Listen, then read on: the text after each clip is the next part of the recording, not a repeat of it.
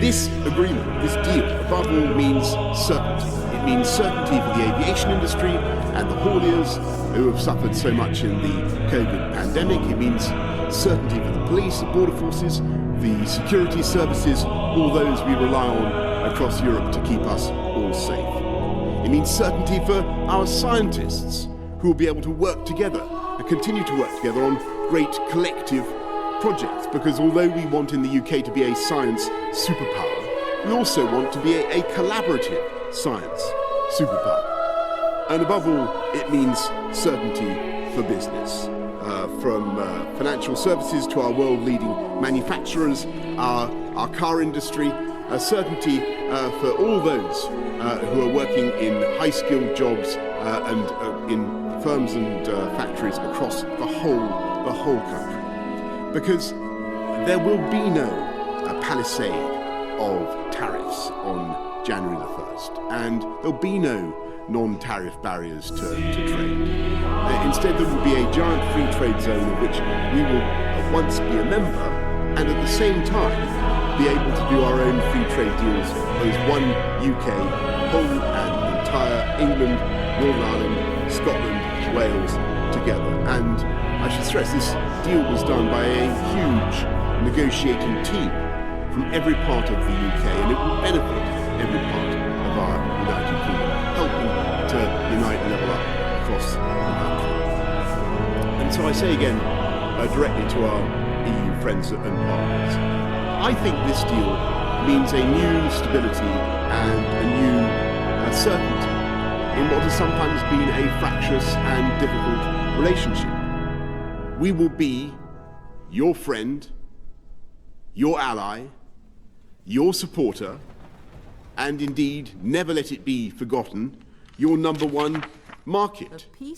Because although we have left the EU, this country will remain culturally, emotionally, historically, strategically, geologically attached to Europe, not least, of course, through the 4 million EU nationals who have requested to settle in the UK over the last 4 years and who make an enormous contribution to our country and to our lives. And I say to all of you at home at the end of this toughest of years that our focus in the weeks ahead is, of course, on defeating the pandemic and on beating coronavirus and rebuilding our economy and delivering jobs across the country.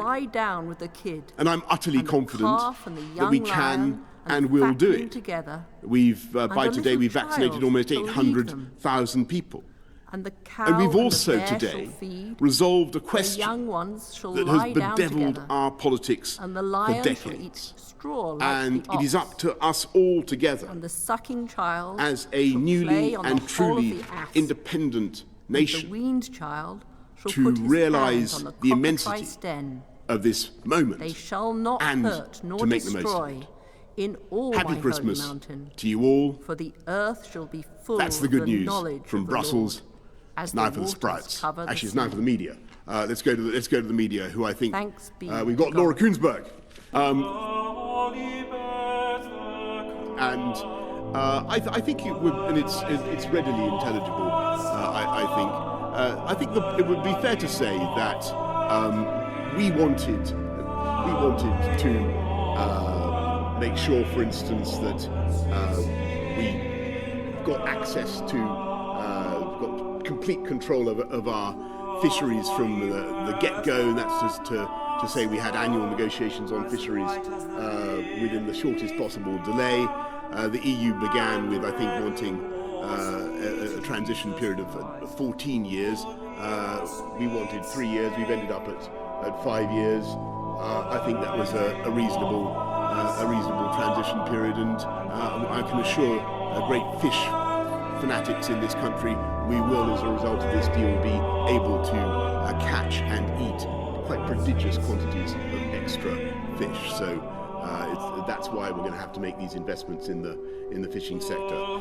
Disagree with you, because there is indeed a clause in the deal which is nothing like as damaging as it was, and is, in my view, neutralise, which says that if either country feel that the other one is in some way undercutting them or dumping in some way, then subject to arbitration, and provided the measure is proportionate, and that's, I mean, independent arbitration, not arbitration by the European Court of Justice, but subject to an independent panel, they can, if they really choose, put on tariffs to protect their consumers and their businesses. And to give you an example of the kind of thing where that might occur, for instance, in the UK, we want to go further on animal welfare standards, and it might be that we do things, for instance, on how you rear pigs, banning sow crates and so on,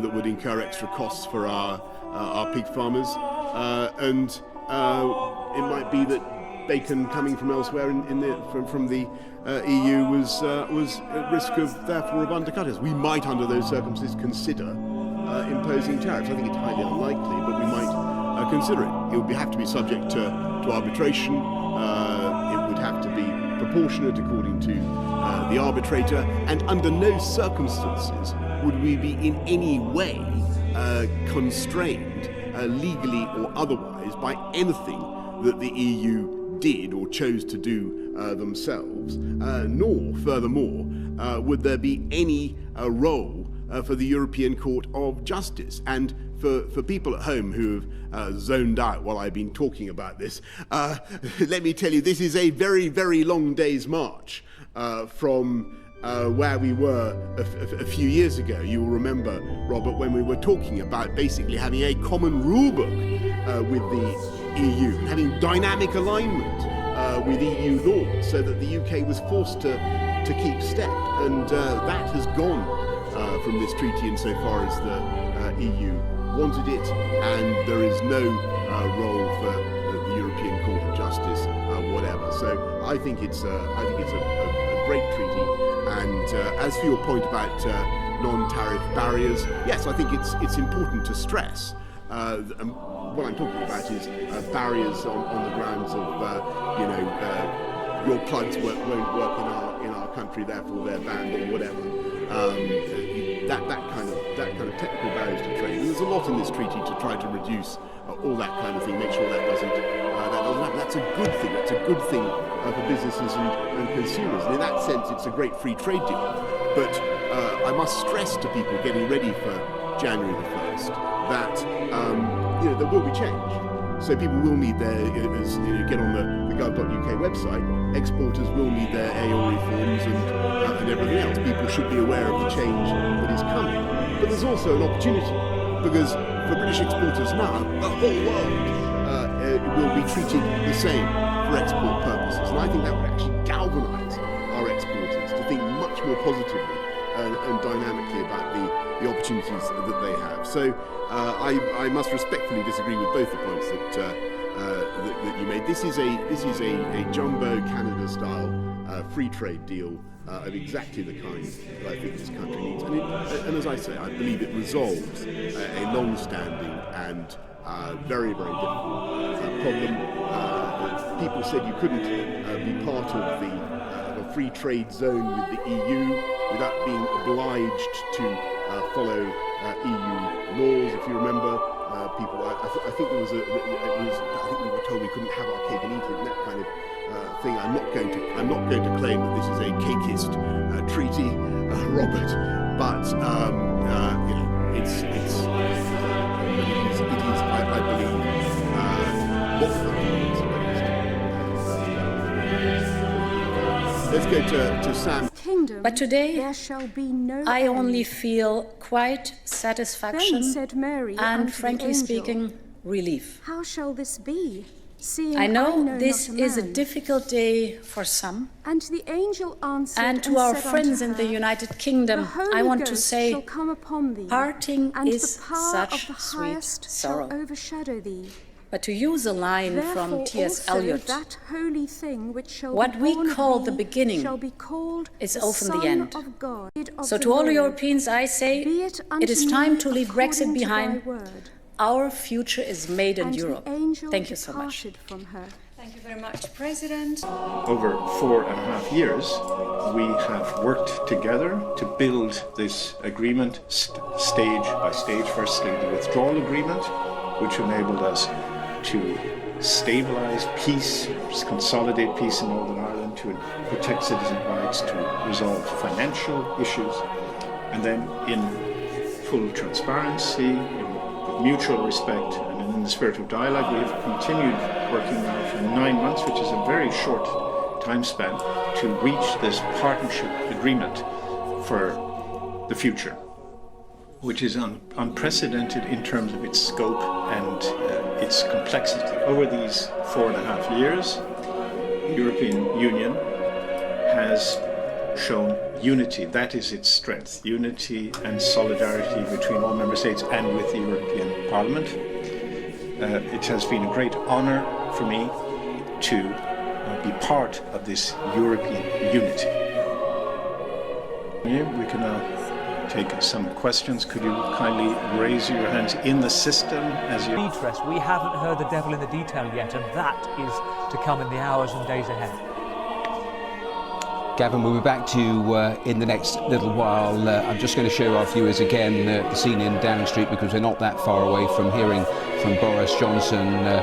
Those questions, well, they didn't take too many there in Brussels, because the podium's now cleared there. So a couple of questions, and of course the text, the agreement, the detail, all of those pages, as we lose that shot, that is what, of course, all those reporters will need to... About the UK and about politics within the UK, and that sort of thing doesn't just disappear. But the fact that we have got a deal to get through to the next bit, that is a pretty big moment for them.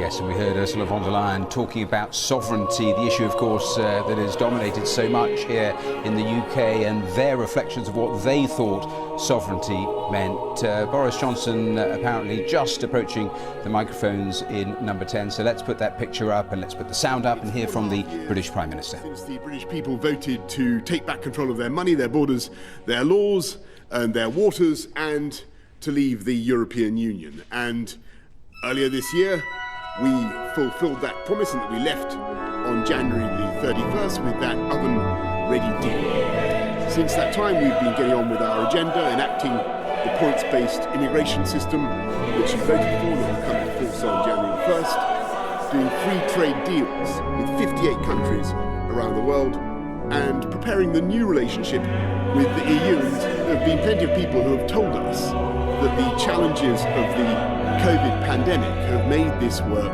impossible, and that we should extend the transition period and incur yet more delay. And I've rejected that approach precisely because beating COVID is our number one national priority. I've no doubt that we can do fantastic things with this treaty, if we with this new relationship, which I think will be stable and prosperous for both sides. Let's go to Tom Newton-Dunn of Times Radio. Idealistic people in France and Germany and Italy who never wanted those countries to go to war with each other again, and other countries, Belgium, Holland, and others. And in many ways, it was and is a very noble enterprise, the foundation for a really prosperous new relationship. And I would be very excited now by this deal. You know, this European question has been going on for decades. Exactly what relationship we should have. This is a great new free trade deal, a trading relationship and partnership that I think will bring prosperity to both sides of the channel. And on coronavirus and the struggle there. Let's go to Harry Cole of The Sun. They walled Bethlehem. Well, Harry, look, I leave your manner of celebration entirely to be taxed with Mary, you and to individual his espoused wife, being great with quite child, bossing people around. And hello, Prime Minister. Michel Barnier said today that we've decided to leave the Erasmus exchange scheme. On Erasmus, it was a tough decision. The issue really was that, as you know, the UK is a massive net contributor to the Protestant higher education Thank you very much, everybody. Happy Christmas to you all. Thank you.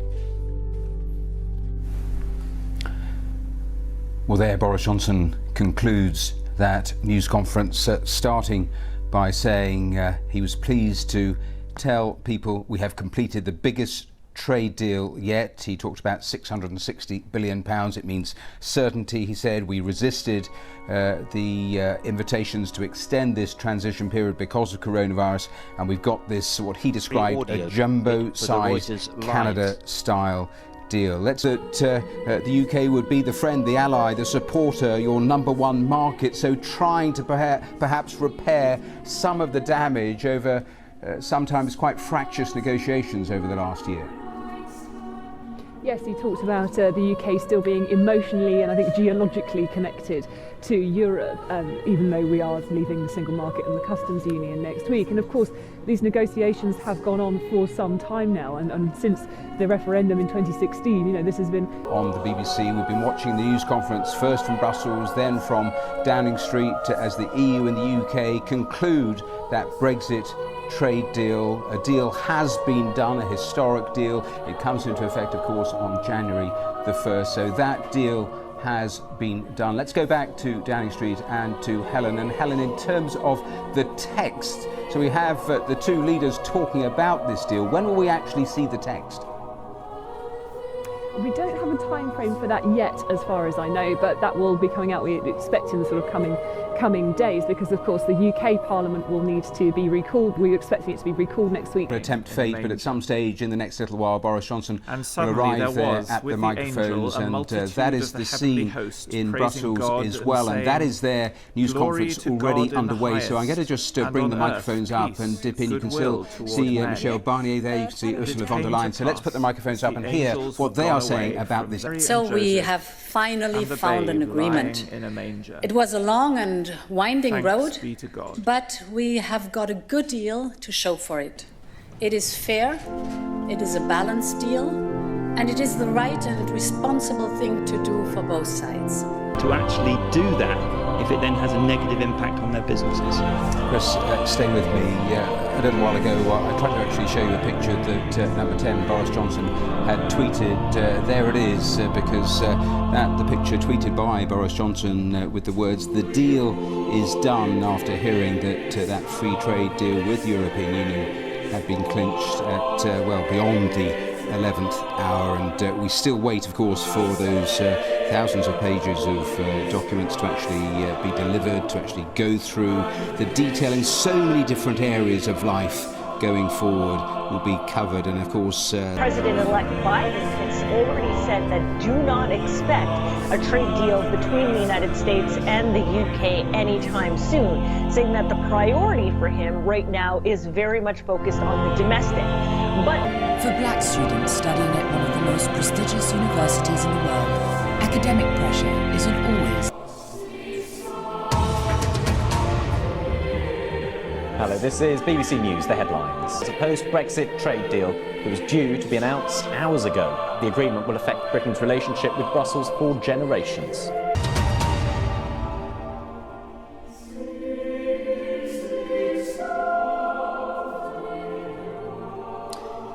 Let's take a look back now at some of the lives we celebrated over the past year in We Remember.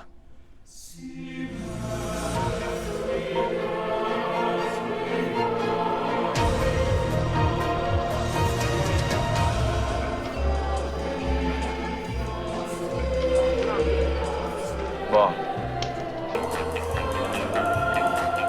You expect me to talk? No, Mr. Bond, I expect you to die.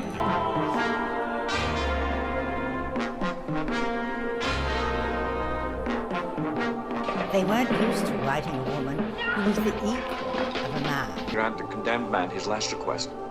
You've asked for this.